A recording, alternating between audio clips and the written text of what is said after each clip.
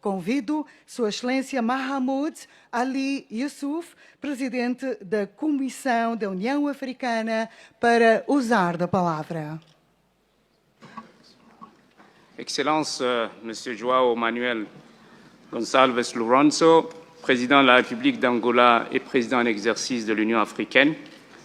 Excellence, Madame Mette Frederiksen, Premier ministre du Danemark et Présidente en exercice de l'Union européenne, qui n'a pas pu malheureusement nous joindre ou nous rejoindre à ce sommet en raison d'une annulation de son vol.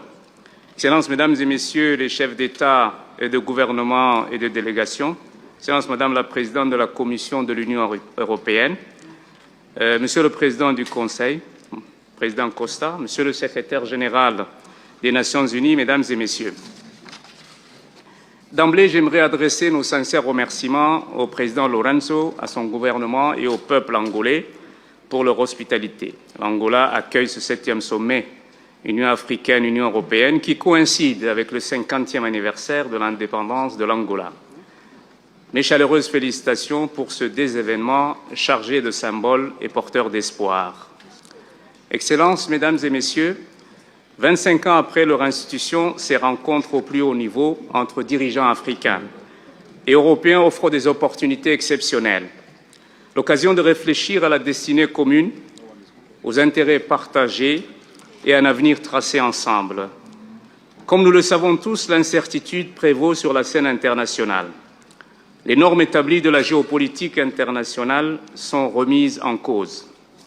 On assiste à l'escalade des conflits, à la montée du terrorisme et de l'extrémisme et à la dévitalisation du droit international.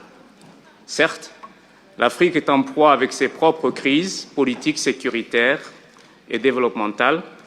Cependant, nos dirigeants ont depuis plusieurs décennies pensé et tracé la voie à suivre pour réaliser l'ambition d'une Afrique pacifique, intégrée et prospère. Il s'agit de l'agenda 2063. Mais dans un contexte de polarisation internationale accrue, l'Afrique doit se positionner.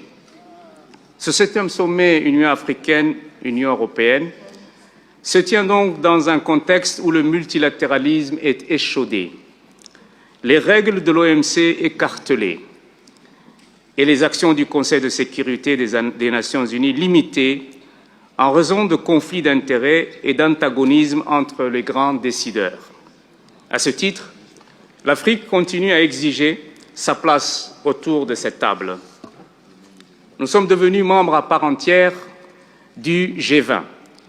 D'ailleurs, je tiens à féliciter l'Afrique du Sud, qui a porté haut les ambitions du continent à Johannesburg il y a quelques jours.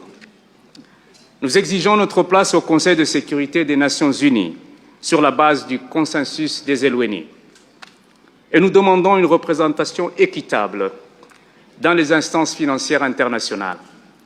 En effet, et au-delà du voisinage géographique, l'Afrique et l'Europe partagent une histoire, mais surtout des intérêts communs multidimensionnels. Et nous sommes des partenaires de longue date. Notre continent compte sur l'Europe pour intensifier les investissements dans les projets structurants, les corridors, la transition énergétique et la transformation agro-industrielle doivent faire son chemin à travers le compact avec l'Afrique ou le Global Gateway. Par ailleurs, l'Afrique appelle à une réforme de l'architecture financière internationale afin de réduire le coût du capital et faciliter l'accès à des financements conséquents. L'Europe doit y jouer un rôle central. Notre continent demande une révision des conditions de gestion de sa dette pour la rendre plus soutenable. Il existe pour cela la position africaine commune sur la dette. L'Afrique appelle aussi à une justice climatique pour qu'enfin nos plans d'adaptation puissent être financés comme il se doit. Enfin, notre continent sollicite une collaboration et une coopération véritables afin de réduire la fracture numérique. Tous les autres secteurs socio-économiques sont tributaires et socioeconômicos são dépendent tributários de e ces dependem préalables à l'échelle deste internationale. aspecto na escala internacional. Excellencies, our Excelências, continent senhoras will e soon senhores, o become nosso continente vai se tornar powerhouse em of global breve o centro market, do crescimento manpower, global em and termos de natural mercado. resources as abundant as never before. Our continent is making progress to be a key player in the different stages of the global value chain. Our role as raw material supplier only will come to an end soon. Therefore, we are calling for a more balanced trade partnerships. I'm pleading for European investments in the transformation process of our minerals on the continent. I'm calling for the lifting of any tariff or non-tariff barrier hampering the access of African products to the European market. I'm finally calling for a stronger and more viable multilateralism based on equality, respect for all nations, and advancing the common vital global interest. Your Excellencies, ladies and gentlemen, may this Luanda summit enables us to achieve our shared vision for peace, progress, and prosperity for our peoples across the two continents.